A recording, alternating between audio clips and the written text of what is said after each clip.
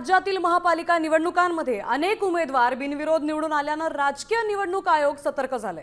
या निवडणुकांआधीच राज्यभरात एकूण 67 उमेदवारांची नगरसेवकपदी बिनविरोध निवड झाली आहे। मात्र मुंबईसह राज्यातील बिनविरोध निवडणुकांची चौकशी करण्याचे आदेश राज्य निवडणूक आयोगाने दिले।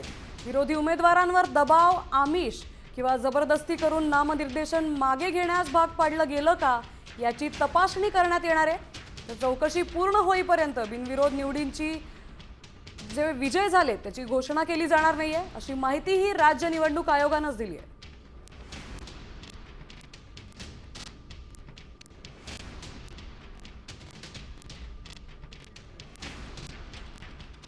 आयोगाने बिनविरोध निवडीचा अहवाल मागवलाय।